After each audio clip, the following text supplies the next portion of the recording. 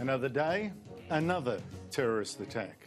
This time, an Islamic State sympathiser has stabbed a French police commander outside his home, then gone in and killed his partner too.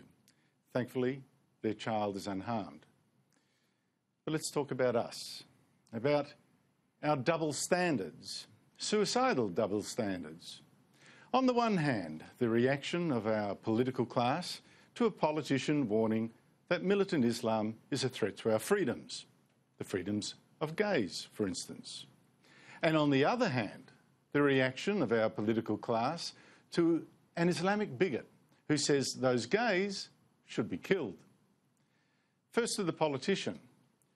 Geert Wilders is the elected leader of one of Holland's most popular political parties, an anti-immigration one, and has visited Australia a couple of times. Last year, for instance, Wilders went to Perth to launch the Australian Liberty Alliance because he shares its concern with Islamic immigration. Also here to warn Australia about the true nature of Islam. It's not just a religion, as so many people mistakenly think. It's primarily a dangerous and totalitarian ideology.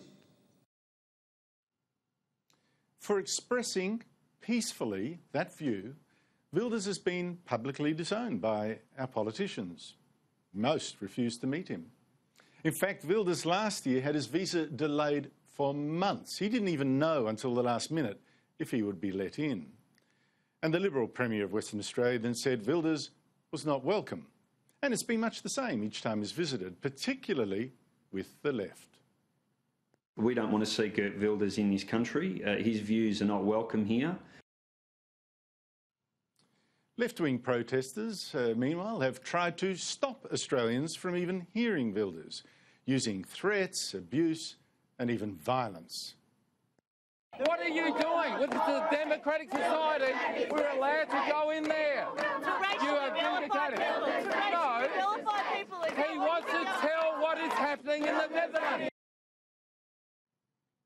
And, of course, journalists, those brave souls, they lined up to portray Wilders as an extremist when they know the real extremists are the Islamists who have forced him to live for years under police protection, precisely because he is right.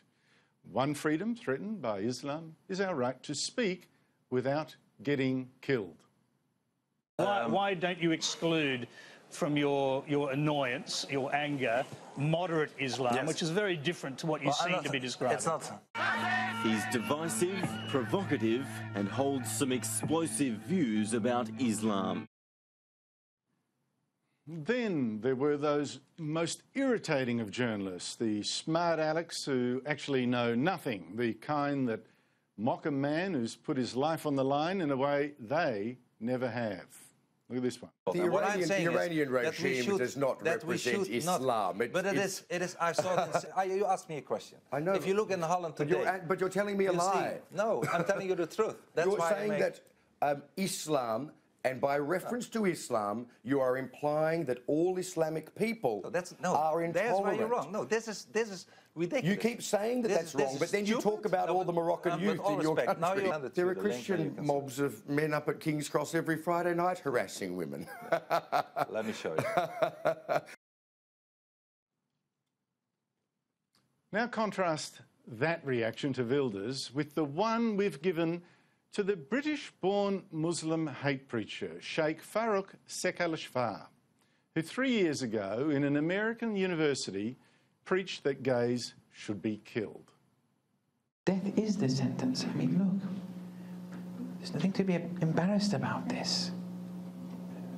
That death is the sentence.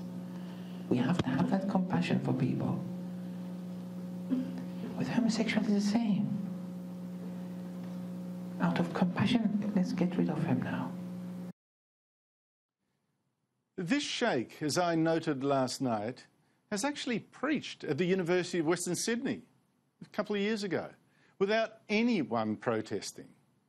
In fact, he's in Australia right now, this week, having been invited to preach at an Islamic centre in Earlwood in Sydney. Now, no problem with his visa, No protests outside his lectures by Islamic activists, socialist demonstrators, not even one by gay groups. Only now is the government, since I broke this news on my blog, finally checking his visa status. Too late. And how often have we seen this double standard? I've had 2 articles banned by a court, articles opposing what I call the new racism, not threatening anyone at all.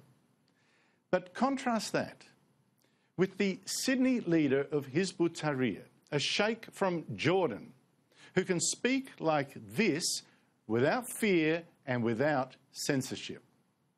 أفسدوا الدنيا بما يسمى بالفن والسينما والأفلام الفاسدة بنو إسرائيل. أفسدوا الدنيا بتجارة الجنس. أفسدوا الدنيا بتجارة المخدرات. أفسدوا الدنيا بانحطاط الأخلاق. بيننا وبين يهود بحر من الدماء. سيدفع دما بدم وسيدفع دمعا بدمع ودمارا بدمار. That Sheikh Wawa, can have his spokesman also speak in ways I, frankly, find threatening. Even if a single bomb went off in this country, even if 1,000 bombs went off in this country, all that it will prove is that the Muslims are angry, and they have every reason to be angry. Now, have left-wing protesters picketed Hizb ut-Tahrir?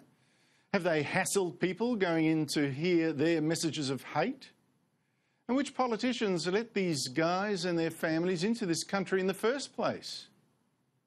But I know, silly me, you know, it's Geert Wilders is the real threat, right? Here's the threat for warning that you do indeed have something to worry about. Ban him instead, mock him, bash his followers, and put your head in the sand.